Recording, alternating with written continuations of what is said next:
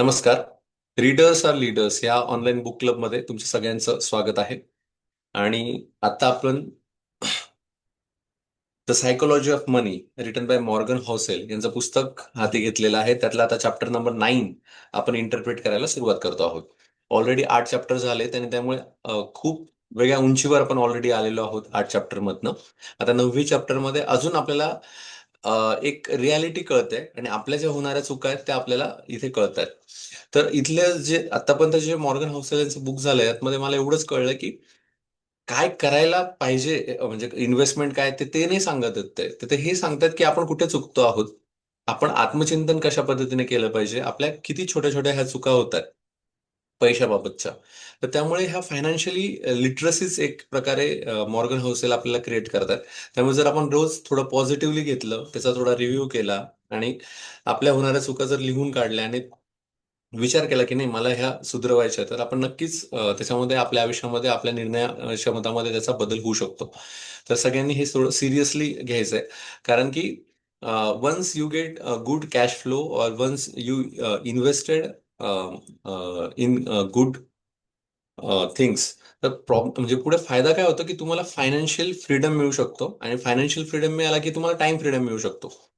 आपलं आयुष्यामध्ये सगळ्यात जर महत्वाची गोष्ट असेल ती म्हणजे टाइम. आणि माणसाला टाइम हा खूप मूल्यवान आहे. मात्र तो टाइम आपण काही ठिकाणी कमिट होऊन जातो. म्हणजे फॉर एक्झाम्पल मी 9 ते 5 कमिट आहे. 9 ते 5 मध्ये मी माझं आयुष्यातले सगळे महत्वाचे वेळ मी कोणाच्या तरी साठी काम करतोय. म्हणजे मला डोक्यात खूप आयडिया आहे, मला खूप काही गोष्टी करायच्या आहे, पण मी त्याच्यामध्ये स्टक होऊन गेलो. त्यामुळे माझ्या आयुष्यातला एक एक दिवस कमी होतोय. मग हे जर मला 9 ते 5 फ्री व्हायचं असेल, तर पहिली गोष्ट मला फायनान्शियल फ्रीडम पाहिजे. ओके, मग फायनान्शियल फ्रीडम असेल तर टाइम फ्रीडम मिळू शकतो. त्यामुळे हे पुस्तक आपल्याला इनडायरेक्टली त्या गोष्टीकडे घेऊन जातं की तुम्ही फायनान्शियली फ्री कसे व्हाल. तर आपल्या आता तुम्ही बऱ्यापैकी काही मॅच्युअर्ड मॉब पण आपल्या इथे आहे, पण जे 10वी नंतरचे 11वी ते 15वीचे विद्यार्थी ते ह्या चुका खूप करतात. त्यामुळे हा प्रत्येक चॅप्टर त्यांच्यासाठी खूप महत्वाचा ठरेल.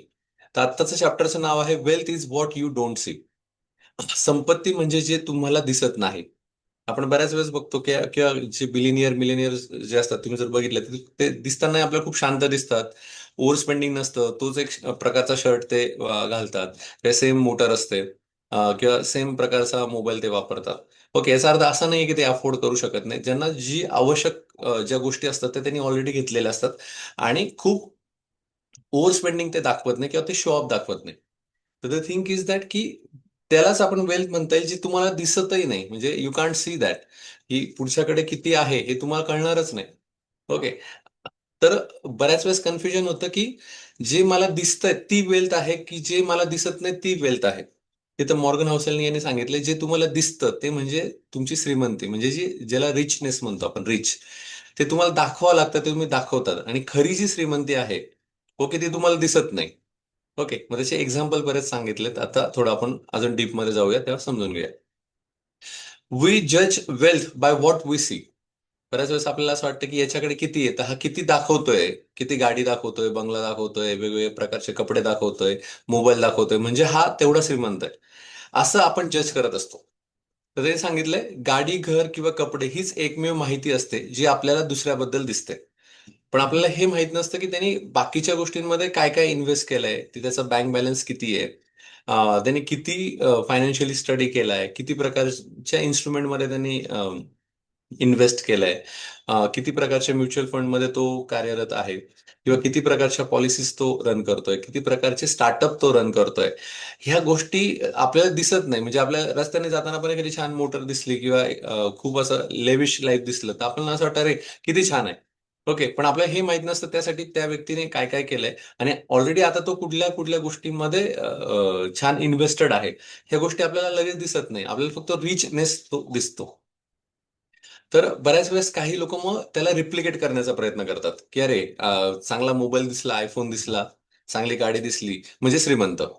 ओके, मग तो काय करतो, एखादा मुलगा की तो म्हणतो ठीक आहे, मग याला श्रीमंत म्हणतात तर मग मी कर्ज काढून एखादी व्हेकल विकत घेतो. मग तो पण एक मस्त फेरारी, त्याचं दिलंय उदाहरण पण पुढे, की एखादा फेरारी विकत तो घेऊन टाकतो, छान मोबाईल विकत घेऊन टाकतो.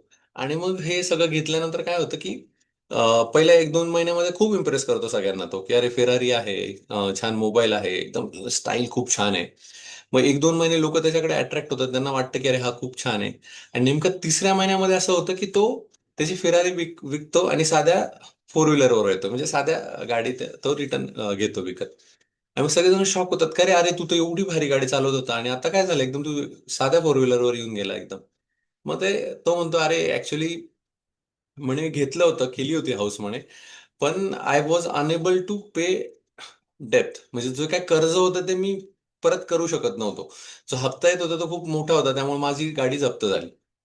ओके, म्हणजे तुम्ही वेल्थी जर असाल तर ही गोष्ट तुमच्यापर्यंत येणारच नाही, तुम्हाला कधी तुमच्यावर जप्ती येणार नाही किंवा तुम्ही बँकरप्टही होणार नाही. पण तुम्ही जर शो ऑफ करणारे असाल, म्हणजे तू if you want to show how rich you are, तर तिथे कुठेतरी अडचण आहे, तिथे तुम्ही नक्कीच रस्त्यावर पुढे काही दिवसात येऊ शकाल. इव्हन बऱ्याच वेळेस चर्चेमध्ये आम्ही असंच बोलतो की आपल्याला असं श्रीमंत व्हायचं की समजा एखादी गोष्ट तुम्ही घेतली, तर ती कायमस्वरूपी तुमच्या आयुष्यामध्ये तुम्ही अफोर्ड करू शकले पाहिजे. फॉर एक्झाम्पल, तुम्ही रॉल्स रॉयल घेतली किंवा एखादी मोठी गाडी घेतली, तर असं नको व्हायला मी आज गाडी घेतली, ओके, आणि दुसऱ्या वर्षी मला परत टू व्हीलरवर यावं लागलं. म्हणजे अशा प्रकारची वेल्थ तुम्हाला कमवायची आहे की तुम्ही एकदा घेतली की तुम्ही ते आयुष्यभर तुमच्या आयुष्यामध्ये ती ओळख राहील किंवा तुम्ही त्या पद्धतीने चालू शकाल. पण बऱ्याच वेळेस काय होतं की आता तुम्ही जर बऱ्याच मुलांशी मी बोलतो किंवा पॅरेंट्सशी बोलतो, तर पॅरेंट्स काय सांगतात की आता तो मुलगा आमचा 11वीला आहे, पण तो असं असं म्हणतोय की असं त्यांनी जिद्द पकडली की त्याला आयफोनच पाहिजे. म्हटलं आयफोन कशाला पाहिजे, तो 11वीला आहे, तो अजून काहीच कमवत नाही. नाही म्हणे त्यांनी ठरवलंय की त्याला पाहिजेच. तर म्हटलं का, तर मग ते मुलं म्हणतात की नाही, ते सर तुम्हाला नाही कळणार, ते एक ऑरा असतो म्हणे, ते एक म्हणजे एक प्रेस्टिज आहे. तर मग हे फेक प्रेस्टिज आहे. हेच मॉर्गन होसेल आपल्याला सांगतं की याच्यामध्ये तुम्ही फसू नका. त्याच्याऐवजी जो येणारा कॅश फ्लो आहे तो तुम्हाला कशासाठी वापरायचा आहे किंवा त्याचं कशासाठी युटिलाइज करायचा आहे, तर तो तुम्हाला वेल्थ जनरेशनसाठी करायचा आहे. ओके, मग वेल्थ जनरेशन म्हणजे काय, तर हे आता अजून आपण हळूहळू पुढे बघणार आहोत. तर इथे त्यांनी एक सांगितलंय की समजा तुम्हाला फेरारी दिसली, तुम्हाला असं वाटतं अरे काय वेल्दी येतो. अरे तो वेल्दी नाही, त्याच्याकडे 1 करोड रुपये आता कमी झाले कारण त्यांनी फेरारी घेतली. Okay, if I am not wrong की त्या अराउंड ती कॉस्ट आहे. तर मग जेव्हा आपण एखादी वस्तू घेतो तर तेवढी जी अमाऊंट आहे ती कमी होते आपल्या बँक बॅलन्स मधून. ओके, मग त्यांनी सांगितलंय or we can say that might be 1 lakh dollar less in the bank or in the डेप्थ. मग तेवढं त्याच्यावर कर्ज झालं. ओके, पण दिसताना आपल्याला तो रिचनेस दिसतोय. Wealth is what you don't C. मग वेल्थ अशी गोष्ट आहे जी तुम्हाला दिसत नाही. काय दिसत नाही वेल्थ मध्ये? न घेतलेली महागडी गाडी. समजा आज मी 25 लाखाची गाडी घेणार होतो पण मी घेतली नाही. ओके, पण तुम्हाला हे दिसणार नाही, ते म्हणजे वेल्थ दिसत नाही ना, मी घेतली नाहीये, त्यामुळे आज माझ्या अकाउंटला एवढे पैसे आहेत किंवा तो कॅश फ्लो आहे आणि मी व्यवस्थित पद्धतीने सस्टेन करतोय. किंवा अशा ठिकाणी मी गुंतवलं की मला माहिती की कंपाऊंडिंगने मला खूप छान पद्धतीने मी पुढे अफोर्ड करू शकणार आहे सगळ्या गोष्टी. तर हे तुम्हाला दिसणार नाही की मी ती घेतलेलं नाही म्हणून. तर this is the one of the city म्हणजे confirmatory test for the wealthy person. नंतर त्यांनी म्हटलंय न खरेदी केलेले दागिने, घड्याळ, की मला खूप इच्छा होती की दागिने घ्यावं, छान वॉच घ्यावं, जसं स्मार्ट वॉचचं मध्ये चाललं होतं. असं वाटायचं की घ्यावं घ्यावं, पण त्याने घेतलं नाही. त्याला माहिती होतं याचा यूज नाही, हे फक्त शो ऑफ साठी. ओके, तर हे पण एक वेल्दी इन्स्ट्रुमेंट आहे. दुसरं त्यांनी म्हटलंय अजून खर्च न झालेली बचत व गुंतवणूक, की माझ्याकडे एवढी बचत आहे, एवढी गुंतवणूक आहे आणि मी ती अजूनही त्याला हात लावलेला नाहीये, अजून ते मी तसंच ठेवलेलं आहे. ओके, तर मग याला आपण, हे वेल्दी पर्सन कडनं आपल्याला दिसत नाही आणि तो खरा वेल्दी असतो. Most people don't want to be millionaires. म्हणजे काय, most people don't want to be millionaires, म्हणजे ऍक्च्युली काय होतं की बऱ्याच लोकांना खरं श्रीमंत व्हायचं नसतं, त्यांना श्रीमंत आहे असं दाखवायचं असतं. आता ज्याला श्रीमंत व्हायचं असतं किंवा ज्याला मिलेनियर्स व्हायचं असतं, त्याच्या स्पेंडिंग पण विचारपूर्वक असतात. ओके, तो स्पेंडिंग यासाठी नाही करत की त्याचा कॅश फ्लो कमी व्हावा, तो स्पेंडिंग यासाठी करतो की कॅश फ्लो वाढावा किंवा त्याची गुंतवणूक वाढावी आणि कंपाऊंडिंगने त्याने बरेचसे पैसे कमवावेत. ओके, पण बऱ्याच वेळेस काय होतं, हे लोक मिलेनियर होण्याच्या ऐवजी मिलेनियर दिसण्याचा प्रयत्न करतात. मग त्यांनी सांगितलंय they want to spend $1 million. Millionaires आहे, so he want to spend $1 million. And that is the opposite of being one. आणि हे मिलेनियरच्या अतिशय अपोजिट आहे. आता याच्यामध्ये तुमच्या मनात बरेच प्रश्न असतील किंवा तुम्ही म्हणत असाल सर, मग तुम्ही म्हणताय स्पेंड नाही करायचे, मग काय करायचं आम्ही, मग स्पेंड नाही करायचे तर मग कमवून काय फायदा, अशा बऱ्याच प्रश्नांची उत्तर असतील. पण मॉर्गन हौसेल यांनी याचा पूर्ण विचार केलाय आणि पुढच्या काही चॅप्टरमध्ये याची उत्तरं पण त्यांनी दिलेली आहेत. त्यामुळे कीप सम पेशन्स. आता फक्त हे वेल्थ म्हणजे काय ते आपण समजून घेतो आहोत. त्याच्यात एक उदाहरण त्याने दिलं की रिहाना चं एक दिलंय, सिंगर होती रिहाना. तर जसं ती प्रकाश होतात आली, म्हणजे तिला ती सेलिब्रिटी झाली, तिच्याकडे भरपूर गोष्टी यायला लागल्यात, तिला चांगले ब्रेक मिळाला आणि जबरदस्त पैसा तिने कमवायला सुरुवात केली. आता जसा तिने पैसा कमवायला सुरुवात केली, तर तिला असं वाटलं की आता मी रिच झाली, ओके, मी खूप श्रीमंत झाली. आणि तेव्हा तिने ओव्हर स्पेंडिंग सुरुवात करायला लागली, म्हणजे स्पेंड करायला लागली. तेवढा खर्च आला, मग लगेच मोठी गाडी घेतली, मोठं घर घेतलं. मटेरियलिझम कडे ती वळली. आता तुम्हाला माहिती आहे की कॉस्ट्युम पण किती महागाचे असतात, शूज पण वेगवेगळ्या प्रकारचे असतात. तसं तिने सगळं एक्सप्लोर करायला सुरुवात केली आणि तिने एक फायनान्शियल ऍडवायझर ठेवलेला होता. आता हे सगळं करत करत असताना काय झालं, एक वर्षातच असं झालं की एक वर्षामध्ये तिचं पुढचं काम यायला तर अजून वेळ असतो ना, की प्रत्येक वेळेस येतोय, पण जे काही ते केवढे कमवलेले पैसे तिचे ते खर्च झाले आणि ती बँकरप्ट झाली. आणि बँकरप्ट झाल्यानंतर तिने जेव्हा ते अकाउंट बघितलं, त्यांनी त्याच्या फायनान्शियल ऍडवायझरला सांगितलं की तू हे चुकीचं केलं, तर you you not guided me correctly, त्यामुळे मी तुला फायर करते. आणि त्यांनी त्या ऍडवायझरला हाकलून दिलं. आणि जेव्हा फायनान्शियल ऍडवायझरला विचारलं का ग तू म्हणजे फायनान्शियल ऍडवायझरला लोकांनी विचारलं का तुला फायर केलं, तू तिला समजावलं नव्हतं का? तर ऍडवायझर असं म्हटलं की यात काय समजावायचंय म्हणे, जर तुम्ही खूप पैसा खर्च करतायत आणि वस्तू गोळा करतायत, तर शेवटी वस्तूच उरतील, पैसा नाही उरणार. ओके, हे सिंपल लॉजिक आहे म्हणे. आता हे कसं तिला समजवणार? मी ऑलरेडी माझ्या पद्धतीने गाईड करत होतो, पण तिला सगळ्याच वस्तू घ्यायच्या होत्या. मग वस्तू तुम्ही घेताय तर पैसा खर्च होणारच. आणि जे तुम्ही पैसा खर्च घेत सॉरी, ज्या वस्तू तुम्ही घेताय ती मे बी डेड इन्व्हेस्टमेंट असू शकते. ओके, समजा एखादी फोर व्हीलर तुम्ही 20 लाखातही घेऊ शकता, नाही 1 लाख 1 करोड मध्ये घेऊ शकता. पण डिपेंड्स तुम्हाला कॅश फ्लो किती ठेवायचा आहे आणि तुमची नीड किती, यावर ते सगळं डिपेंड आहे. मी इथे कुठेही असं म्हणत नाही की तुम्ही मोठी गाडी घेऊ नका. If you have that budget you can do that. But before that you must read rich dad poor dad, the 10X rule, असे काही पुस्तक आहेत ते वाचले पाहिजे. त्यांनी सांगितलं की तुम्हाला जे घ्यायचंय त्याच्या चौपट पाचपट तुमचा इन्कम असला पाहिजे. समजा मला 20 लाखाची गाडी घ्यायची, ते 1 CR पर्यंत आहे माझ्याकडे बजेट, आणि त्यातले मी काही पैसे घेऊन गाडी घेतोय, दॅट्स ओके. पण त्यांनी सांगितलं की भारतामध्ये जवळजवळ 70% लोक हा आयफोन, नुसतं आयफोन सांगतोय बरं का, गाडीचं अजून लांबच आहे, आयफोन 70% लोक हे लोनवर घेतात. म्हणजे बघा, फोन सुद्धा लोनवर घेतात आयफोन, का फक्त दाखवण्यासाठी. मग जर ते आयफोन लोनवर घेत आहे, they are not really rich. Okay, यामधला मी 1% सोडून देतो की त्यांना खरंच गरज असेल किंवा त्यांचा एक पोर्टफोलिओ त्यासाठी तो लागत असेल, ही गोष्ट वेगळी. पण 70% लोक हे लोनवर घेतात. गाडीचं पण तसंच आहे. फोर व्हीलर पण घेताना कॅश घेत नाहीयेत, ती पण बऱ्याचपैकी 70 to 60% लोक लोनवर घेतात. द थिंग इज दॅट की इथे त्यांनी सांगितलं की इथे काय होतं की तुम्हाला खरंच त्याची गरज आहे का, तरच त्या गोष्टी तुम्ही स्पेंड करा. घेऊ नका असं कुठेच भाग नाहीये. पण तुमच्याकडे असलेला पैसा खरंच तुम्ही वेल्दी होण्यासाठी वापरा, ना की श्रीमंत दिसण्यासाठी. हा सिम्पल कोर त्याचा फंड आहे. तर रिहानाजवळ दिवाळखोरीत गेली आणि जास्त खर्चामुळे तिच्याकडे काहीच राहिलं नाही. I would like to spend $1 million is literally the opposite of the being millionaire. की मला मिलेनियर व्हायचं म्हणजे मिलेनियर पैसे खर्च करायचे, असं त्यांना म्हणायचं. एक फायनान्शियल मॉडेल फक्त सांगतो. आता इथे सीए राकेश सर पण आहेत, त्यांना ह्या मॉडेल्स माहिती आहे. पण एक इन्व्हेस्टमेंट पॉलिसी अशी होती की एकाने मला जस्ट सांगितली होती. त्यांनी असं सांगितलं होतं की समजा तुमच्याकडे 10 लाख रुपये आहेत, तर तुम्ही 10 लाख रुपये गुंतवायचे. त्याला SWP पण म्हणू शकतो आपण, आणि IDSW असं काहीतरी एक स्कीम आहे. तर त्यांनी सांगितले 10 लाख जर तुम्ही गुंतवले, म्हणजे आता हे कशासाठी सांगतोय की जे मिलिनियर्स लोक आहेत किंवा बिलिनियर लोक आहेत, ते पैसा कसा खर्च करतात, त्यांचं जी मुद्दल आहे ती खर्च नाही करत, त्याच्यावर मिळालेलं व्याज ते खर्च करत असतात. ते कसं? समजा मी 10 लाख रुपये समजा बँकेमध्ये त्या एक सर्टन म्युच्युअल फंडमध्ये ठेवले, तर त्या 10 लाखाचे समजा मला 15% CAGR ने मला साधारण एका वर्षाला 1.5 लाख रुपये मिळाले. मग ते काय करतात की हे 1.5 लाख रुपये काढत नाहीत.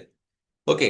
पण त्यांना कॅश फ्लो तर हवा असतो, त्यांना काही पैसे अमाऊंट हवी असते. मग ते काय करतात, त्याच्यातला काही पर्सेंट पैसे काढतात. समजा फॉर एक्झाम्पल 1.5 लाखापैकी त्यांनी दर महिन्याला 10,000 काढले, म्हणजे साधारण 1,20,000 काढले. तरी पण पुढचे 30,000 रुपये राहिले, तर ते 10 लाख प्लस 30,000 हे परत त्याच्यात कंपाऊंडिंगला ठेवतात. आणि ते परत वाढत जातं आणि फक्त अॅन्युअली ते 1,20,000 रुपयेच काढत राहतात. म्हणजे काय होतं की त्यांचा जो खर्च होतोय तो फक्त व्याजावर होतोय. म्हणजे जे काही कंपाऊंडिंगने मिळत आहे, चक्रवाढीने मिळत आहे, त्यातलं काही पर्सेंटेज, त्याला पण आय थिंक 1% 2% 3% 4% इतकंच ते काढतात. ओके, आणि बाकी मग ते परत वाढत राहतं. तर ह्या स्कीम आपण समजून घेतल्या पाहिजे. ह्या स्कीम आपल्याला माहिती नाहीयेत. म्हणजे बऱ्यापैकी मी इंडियन, मी त्या दिवशी व्हिडिओ पण जो काढला होता तो यासाठीच काढला होता, की भारतातलं जर बघितलं तर 27% लोकच लिटरेट आहेत. कसे? फायनान्शियली लिटरसी त्यांच्याकडे आहे. म्हणजे त्यांना कळतं फायनान्स काय, मी कुठे गुंतवायला पाहिजे, काय पाहिजे. आणि बाकीचे 73% लोक आहे, तर त्यांना माहितीच नाही काय करायचं. ते फक्त पैसा आला, आजचं बघूया, उद्याचं बघूया, नाही तर एक जण सांगतो इन्शुरन्स घ्या, मी इन्शुरन्समध्येच पैसे टाकून दिले. इवन तो पण, बऱ्याच गोष्टी आता मी त्यात बोलत नाही. पण द थिंग इज दॅट आपण त्याचा अभ्यास करायला पाहिजे. आणि हेच अपोजिट युएसए मध्ये. युएसए मध्ये जवळजवळ 64% लोक, म्हणजे त्यांना आधीपासूनच फायनान्शियली लिटरसी शिकवली जाते. त्यांना शिकवलं जातं पैसा कसा वर्क करतो. त्यामुळे 64% इज अ गुड पर्सेंटेज, की तर सगळ्या युवकांना माहिती असतं की मी कुठे काय करायला पाहिजे. ओके, तसं भारतामध्ये होण्यासाठी अ, ह्या पुस्तकांवर अजून चर्चा झाली पाहिजे. अभ्यास कसा केला पाहिजे, ह्या गोष्टी झाल्या पाहिजे. त्याचबरोबर आपल्याकडची जी मेंटॅलिटी असते ती म्हणजे आपण कोणाला हे नाही करत. म्हणजे आपण समजा कोणाकडे ऍडवाइस घ्यायला जात नाही. आपल्याला त्या ऍडवाइस घेतली म्हणजे ते पैसे मागतील किंवा मग आपल्याला पैसे द्यावे लागतील. तर ग्रँड कॉर्डन यांनी 10x रूल मध्ये असं सांगितलंय, जर तुम्हाला खरंच रिच व्हायचं असेल तर you should have good financial advisor and you should pay him high. त्याला खूप छान पद्धतीने पे करा, तर तो ऍडवायझर तुम्हाला पाहिजे, कारण तो तुमचे लाखो पैसे तुम्हाला वाढवून देणार आहे, लाखो पैसे तुमचे वाचवणार आहे. ओके, आणि आपण काय विचार, नाही नाही मी कशाला सल्ला घेऊ, मग परत मला चार्ज. आपण काही अमाऊंट कडे बघतो आणि त्यामुळे फसतो. तसंच you should have a good advocate. तुम्हाला म्हणजे आता Grant Cardone they are in real estate. मग ते सांगितलं की माझ्याकडे सगळेच टॉप लेवलचे माणसं आहे. मग त्याच्याकडे ऍडव्होकेट पण छान आहे, त्याच्याकडे फायनान्शियल ऍडवायझर पण छान आहे, हेल्थ कोच पण छान आहे. तर मग द थिंक इज दॅट आपण त्याच्यामध्ये इन्व्हेस्ट करतोय, आपण स्पेंड नाही करत आहे. इफ आय एम मी समजा माझ्याकडे खूप छान माझा मित्र आहे आणि मी त्याला पे करतोय की त्यांनी ऍडवाइस मला द्यावं, तर हे मी इन्व्हेस्ट करतोय, I am not spending it. आणि हे तुम्हाला दिसणार नाही की आय एम एक्झर्टिंग दॅट मनी किंवा मी तेवढा स्पेंड करतोय, हे तुम्हाला दिसणार नाही. ओके, पण ती खरं वेल्दी माणसाची एक ओळख आहे, की तो ह्या छान गोष्टींवर स्पेंड करत असतो. इव्हन मी असं म्हणेल की बऱ्याच युट्यूबला आणि अ, तुमच्या सगळ्या याच्यावर ऍड येत असतात वेगवेगळ्या.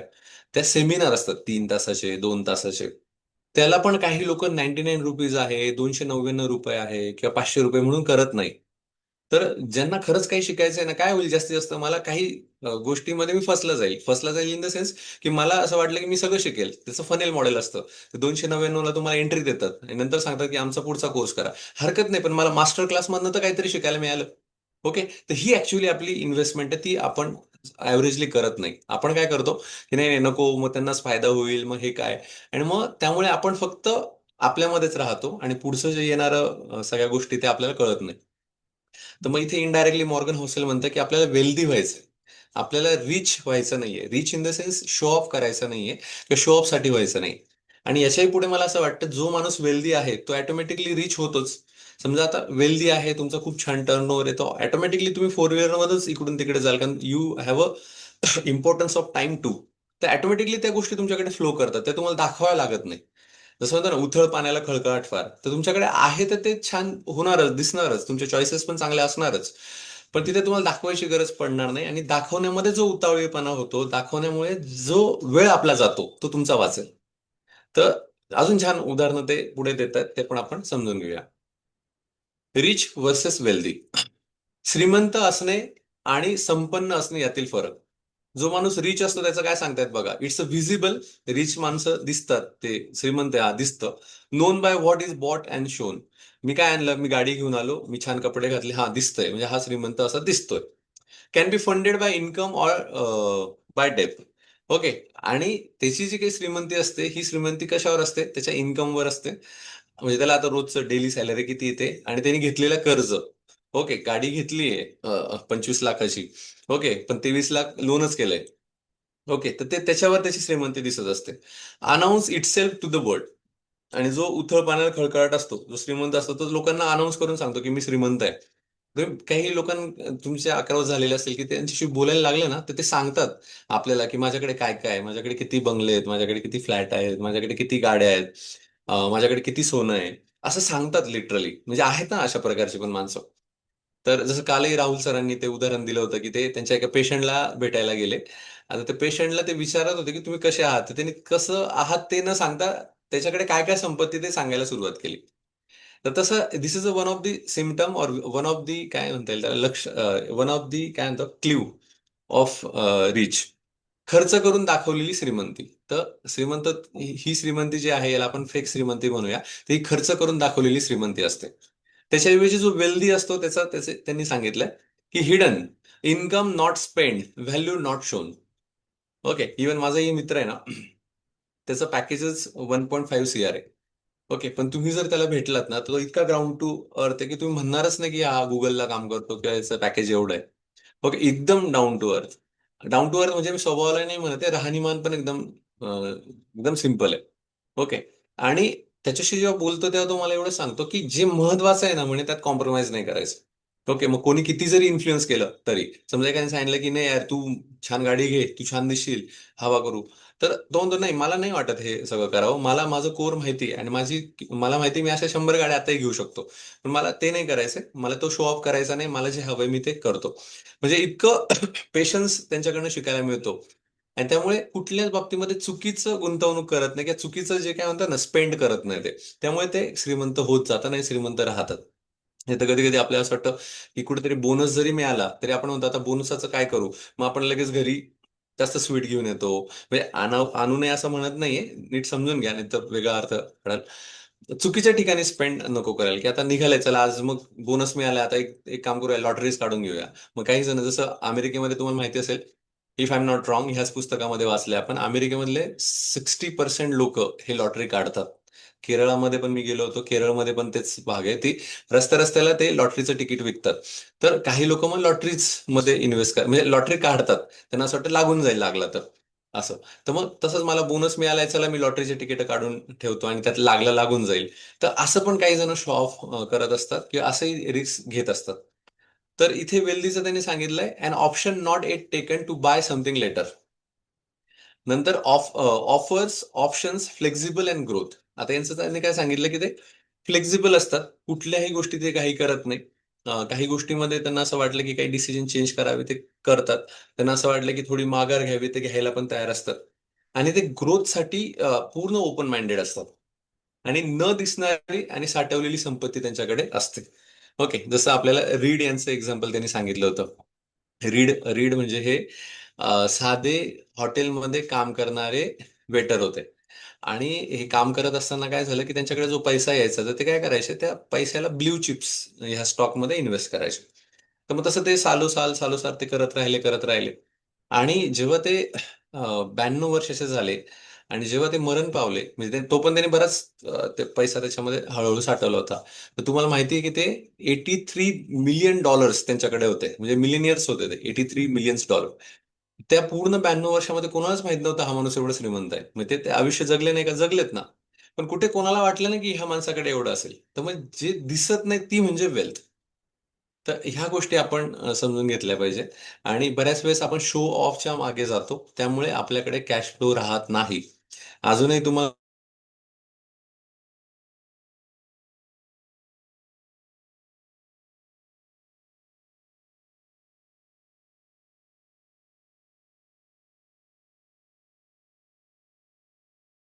ऍटलिस्ट थोडा तरी वाढ होईल. पण आपण ओव्हर एक्सेसच असं करतो की आपल्याकडे पैसा आहे पडलाय तर मग नको त्या गोष्टी विकत घेऊन टाकणं, नको त्या गोष्टींना खर्च करणं. यंग जे मुलं आहे त्यांचं बऱ्यापैकी असं आहे की पिझ्झा हटला जाणं, किंवा मग दुसरं म्हणजे स्मोकिंग करणं, किंवा मग आहे पैसा तर मग चला आता आपण एक गाडीच घेऊन टाकू, आहे पैसा तर मग जरा नको त्या गोष्टींवर कपड्यांवर खर्च करू. म्हणजे जे आवश्यक आहे त्या आवश्यकतेपेक्षा जास्त आहे पैसा म्हणून आपण स्पेंड करतोय. त्याऐवजी त्यांनी प्रॉपर जर समजून घेतलं आणि आता वयाच्या 17व्या 18व्या 19व्या वर्षीच जर त्यांनी स्वतःचं काहीतरी इन्व्हेस्टमेंट सुरू केली तर ते कुठल्या कुठे जाऊ शकतात. आणि अशी उदाहरणं मॉर्गन हाऊसेल यांनी ऑलरेडी आपल्याला दिलेली आहेत.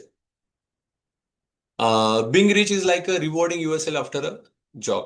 म्हणजे याच्यात त्यांनी उदाहरण असं दिलंय की अमेरिकेतले लोक काय करतात, बऱ्यापैकी अमेरिकेतले लोक हे खूप जास्त स्थूल म्हणजे ऑबिसिटी जास्त आहे त्यांची. म्हणजे असे जास्त मोठे आहेत ते. तब्येतीने. तर का मोठे आहेत? तर तिथल्या लोकांची एक सायकोलॉजी त्यांनी असं सांगितली, म्हणजे त्यांनी ऑब्झर्व असं त्यांनी करतात. तिथले लोक काय करतात? व्यायाम करतात भरपूर. आणि भरपूर व्यायाम केल्यानंतर एकदम थकतात. थकल्यानंतर ते असा विचार करतात, अरे मी इतका व्यायाम केला, किती कॅलरी आता बर्न झाली असेल. ओके, तर आता माझे चीट डे असतो ना एक दिवसात. तर ह्या चीट डेला मी काय करेल, की थोडंसं काहीतरी खाईल. पण त्या चीट डेला ते एवढं खातात, की आठवड्याभर जेवढा व्यायाम केलाय त्याच्या दुप्पट ते कॅलरीज ते कन्झ्युम करतात. तसंच संपत्तीचं आहे, की आता मी खूप संपत्ती कमवली म्हणजे याचा अर्थ मी खूप स्पेंडिंग करायला पाहिजे. तर असं मुळीच नाही. आणि आपण तेच करतो, की आपण मी खूप मेहनत घेतली. I am really hard working आणि मी आता खूप पैसा कमवलाय. चला आता मी एवढा पैसा कमवलाय ना, चला आता मी स्पेंडिंग करतो. आणि ती स्पेंडिंग एवढी जास्त होते, की तुम्ही जेवढं कमवलंय त्याच्या दुप्पट तुम्ही ते घालून टाकतात. किंवा त्याच्या बाजारी होतात. तर तसं मुळीच करायचं नाहीये. कंपाऊंडिंग समजून घ्या. तर मला अजून मी जर एखादं चॅप्टर आलं तर मी कंपाऊंडिंग बद्दल डिटेल बोलेल. पण बऱ्यापैकी इथले प्रेझेंट तुम्ही आहात, तुम्हाला कंपाऊंडिंग खूप छान पद्धतीने माहिती आहे. त्यामुळे एक एक पैसा जर तुम्हाला छान पद्धतीने मार्गी लावता आला इन्व्हेस्टमेंटच्या स्वरूपात तर त्याचा उपयोग तुम्ही करून घ्या. व्यायाम म्हणजे श्रीमंती सारखेच मेहनत केली बक्षीस हवे. पण संपत्ती म्हणजे ते बक्षीस नाकारून प्रत्यक्ष कॅलरीज जाळणे, आत्मसंयम लागतो. मग त्याचं की मी खूप व्यायाम केला. ओके, आणि आता मी कॅलरीज बर्न केल्या. तर आता मी लगेच कॅलरी गेन करायला पळणार नाही. मी संयम ठेवेल. कारण मला फिटनेस पण तेवढा महत्वाचा आहे. तसंच मी हार्ड वर्किंग केलं, मला खूप पैसा मिळाला. मग मी लगेच तो खर्च करायला नाही जाणार आहे. I will invest it. तेवढा मी पेशन्स ठेवेल. We see richness, we rarely see wealth. आता हा मुद्दा सांगण्याच्या आधी एक 2 मिनिटं फक्त बोलतोय. बऱ्याच वेळेस तुम्ही तुमच्या करिअरच्या स्ट्रगलिंग फेजमध्ये असाल. आणि त्या करिअरच्या स्ट्रगलिंग फेजमध्ये काय होतं, की तुम्हाला बरीच गुंतवणूक करावी लागते. आणि बरेच गुंतवणूक करताना काय होतं, तुमचं तुमचं जे एम्पायर आहे ते वाढत जातं. पण तुमचं जे पेमेंट आहे किंवा तुमचा जो कॅश फ्लो आहे तो दिसत नाही किंवा तो राहत नाही. मग अशा वेळेस लोक आपल्याला म्हणतात, की "अरे, तुमच्याकडे एवढं सगळं आहे, पण तुमच्याकडे बेसिक ह्या गोष्टी नाहीयेत." तर बऱ्याच वेळेस आहे ना, तुम्हाला उत्तर द्यायला नसतं, की "अरे यार, खरंच आहे बाबा, हा तर जॉबच करतो. पण आज फोर व्हीलर घेतलीये किंवा आज खूप छान ठिकाणी वेगवेगळ्या ठिकाणी ट्रिप करतोय." आता वेगवेगळ्या ट्रिप म्हणजे ते शो ऑफच झाला. तो तशा गोष्टींचा आहे. की करतोय नाही आपण एवढं सगळं करतोय आणि आपण ते करू शकत नाही. तर मॉर्गन हाउसेल तुम्हाला सांगतात म्हणजे कॉन्फिडन्स द्यायला सांगतायत, की तो जे करतोय ती म्हणजे रिचनेस आहे आणि तुम्ही जे कमवताय आता स्टार्टिंग फेजला ती वेल्थ आहे. आणि ही वेल्थ तुम्हाला एक दिवस असं होईल, की याला तुम्ही टेक ओव्हर व्हाल, की तुम्हाला बाकी काही करायची गरज नाही. You will get the time freedom आणि you will get the financial freedom. कारण तुम्ही एखादं रोप लावताय म्हटलं तुम्हाला पाणी टाकणंच आहे. आणि ते एकदा असं मोठं होईल, की त्यांनी फळं मिळायला लागतील आणि तुम्ही फक्त बसून फळं खायची. पण आता स्ट्रगलिंग फेजमध्ये तुम्ही स्वतःला म्हणाल मी पुअर आहे. तर don't say you are a poor. तुम्ही गरीब आहे असं म्हणू नका. You are wealthy because you bought something. तुम्ही काहीतरी असं लावलंय की ज्याची फळं तुम्हाला पुढे येणार आहे आणि ते दिसत नाही लोकांना की काय लावलंय. ते जेव्हा भरभरून त्याचं रिटर्न्स मिळतील तेव्हा लोक म्हणते, "अरे हां, असं करायला पाहिजे होतं." तर एक तो कॉन्फिडन्स तुम्हाला यावा म्हणून थोडा हा पॉइंट मी जरा इलॅबोरेट केला. म्हणजे जेणेकरून तुम्ही समजू शकाल की तुम्ही you can differentiate yourself as a wealthy versus rich. We see richness, we rarely see wealth. On Instagram, you see your friends holiday in Italy or new Mercedes they just bought. You never see the value of their stock portfolio. कोणी तुम्हाला सांगतं का? म्हणजे एखादा जो wealthy person तो stock portfolio सांगत नाही, की त्याचे इन्व्हेस्ट किती आहे, तर किती याच्यामध्ये गेनमध्ये आहे, कुठल्या कुठल्या ठिकाणी त्याला फायदा झाला, तो सांगत नाही. तुम्हाला फक्त ह्या सगळ्या गोष्टी दिसतात, की तो इटलीमध्ये गेलाय. किंवा त्याच्याकडे छान मर्सिडीज आहे. ओके, पण तो त्याच्या मागे त्याने काय केलंय? जसं मी तुम्हाला ते 10 लाखाचं उदाहरण सांगितलं. कंपाउंडिंगमध्ये एवढं कमवतोय, तर काही पर्सेंटेज फक्त तो काढतोय. ओके. आणि त्याच्यावर तो त्याची लाईफ खूप छान पद्धतीने जगतोय. पण तुम्हाला फक्त तेवढंच दिसतंय, पण त्याच्या मागे त्याने काय डोकं वापरलंय, हे तुम्हाला कळत नाही. तर त्या सत्याचा शोध आपल्याला घ्यायचा आहे. आणि मॉर्गन हाउसेल आवर्जून आपल्याला ते सांगतात, की हे तुम्हाला कोणीच सांगणार नाही. हाऊ टू बिकम वेल्दी हे कोणीच सांगणार नाही. तुम्हाला फक्त लोकं शो ऑफच दाखवतील. ओके, तर तुम्हाला तो शोध घ्यावा लागेल. तुम्हाला त्याचा अभ्यास करावा लागेल. तर पुस्तक हे एक छान माध्यम आहे त्यामधनं, की तुम्हाला पुस्तकातनं आता जसं हे मॉर्गन हाउसेलमधनं तुम्हाला आणि आम्हालाही कळतंय, की अरे हां, यार पुस्तकातनं आपल्याला वेल्दी होण्यासाठी कळतंय. नाहीतर आतापर्यंत आपण स्वतःला एक तर रिच नाहीतर पुअर असं समजत आलेलो आहे. Because we are expose to richness and not wealth, it's hard to even learn what wealth look likes. Even आतापर्यंत आपण फक्त श्रीमंती बघत आलेलो आहोत किंवा दाखवायची श्रीमंती असते हे आपल्याला माहिती आहे. वेल्थ म्हणजे काय हे माहितीच नाही आणि त्यामुळे आपण त्यासाठी प्रयत्नच करत नाही. Wealthy wants freedom and flexibility, हे फक्त वाक्य लक्षात ठेवा. Wealthy wants freedom and flexibility. ज्याला, जो खरंच वेल्दी असतो किंवा ज्याला वेल्दी व्हायचं असतं, त्याला दोनच गोष्टी हव्या असतात. एक म्हणजे फ्रीडम, की मला फ्री हवंय, फ्री राहायचंय. आणि दुसरं म्हणजे फ्लेक्झिबिलिटी, की मला जेव्हा वाटेल त्या गोष्टी मी करू शकतो. तर एक वाक्य अजून ऍड करू शकतो, without being financially compromised. Means I am free to do anything what I want in my life without being financially compromise. मला उद्या वाटते राजस्थानला फिरायला जायचं, मी राजस्थानला फिरायला जाईल. पण इथे मला असं नाही होणार की मी राजस्थानला गेल्यामुळे माझे इकडे पैसे कमी झाले. ओके, तर तसं नाही होणार. तर याला आपण फायनान्शियल आणि टाइम फ्रीडम म्हणू शकतो. So last summary. संपत्ती लपलेली असते, जो खर्च होत नाही तो. म्हणजे wealth is hidden, it is the spending you don't see. Okay, स्पेंडिंगने तुम्हाला दिसत नाही ती. वेल्थ ही सगळी हिडन असते. Being rich about income spend, being wealthy in income save. तर मग श्रीमंत, श्रीमंती म्हणजे खर्च आणि संपन्नता म्हणजे बचत. जर तुम्हाला खरं संपन्न व्हायचं असेल तर तुम्ही बचत करायला सुरुवात करा. संपत्ती तुम्हाला पर्याय व स्वातंत्र्य देते, वस्तू नाही. तर हा छान प्रकारचा त्यातला भाग होता. आता तुमच्यापैकी बऱ्याच जणांचं म्हणणं असेल की मग एवढी संपत्ती आहे किंवा संपन्नता आमच्या लाईफमध्ये आहे, भरपूर आहे, तर मग आम्ही स्पेंड नाही करायचं का? तर याच्याबद्दल मॉर्गन हाऊसेल यांचं काही वेगळं मत आहे का? तर मॉर्गन हाऊसेल यांनी तेच सांगितलंय की तुम्ही भरपूर स्पेंड करा, आम्ही नाही म्हणतच नाहीये. पण स्पेंड करताना अशा पद्धतीने स्पेंड करा की तुम्ही प्रेझेंटली किंवा एक आपण सस्टेनेबल डेव्हलपमेंट म्हणतो, की माझ्या फ्युचरमध्ये मला परत कॉम्प्रोमाइज करायची गरज नाही पडली पाहिजे. मग तुम्ही त्या लेवलला जर स्पेंड करत असाल, ते तेव्हाच करू शकता जर तुम्ही आधी सेव्हिंग केली असेल तर. म्हणून पुढचा चॅप्टर जो सायकोलॉजी ऑफ मनीमध्ये दिलाय तो सेव्हिंग संदर्भात त्यांनी दिलाय. त्यात ते आपल्याला इनडायरेक्टली सांगतात की सेव्हिंग किती महत्वाची वेल्दी होण्यासाठी. आणि एकदा तुम्ही वेल्दी झाले तर तुम्ही ऑटोमॅटिकली सगळ्या गोष्टी तुम्हाला ज्या आवश्यक आहे आयुष्यामधल्या, जे पण तुम्हाला आयुष्याचा आनंद घ्यायचा आहे, तो खूप छान पद्धतीने तुम्ही चिरकाळ इटर्नल पद्धतीने घेऊ शकता. तर इथे माझं इंटरप्रिटेशन कम्प्लीट झालेलं आहे. ओके, तुम्ही आता याबद्दल काय काय मांडायचं ते मांडू शकता. त्याच्यामध्ये फक्त 2 पॉईंट्स मी इथे ऍड करतोय, ते म्हणजे मला आवडलेले. पहिलं, are you spending to look rich or saving to be wealthy? म्हणजे प्रत्येकाने आपलं आत्मपरीक्षण करायचं की मी आतापर्यंत जे स्पेंडिंग करतोय ते रिच दिसण्यासाठी का वेल्दी होण्यासाठी. ओके, दुसरं म्हणजे what one purchase you could delay this month to grow your wealth instead. आता हा चॅप्टर तुम्हाला कळला आणि तुम्हाला वेल्दी व्हायचंय, रिच नाही व्हायचंय, तर मग ह्या महिन्यामध्ये अशी कुठलीही गोष्ट तुम्ही ठरवणार आहे की जी मी आज घेणार होतो. ओके, पण ती ह्यावेळेस मी घेणार नाही. I will invest somewhere. Okay, आणि मी ती पुढे नंतर घेईल. ओके, आणि त्यामुळे तो कॅश फ्लो तुम्हाला वेल्दी होण्यासाठी मदत करेल. तर इथे मी थांबतोय. 2 पॉइंट्स मी तुम्हाला विचार करण्यासाठी दिलेले आहेत.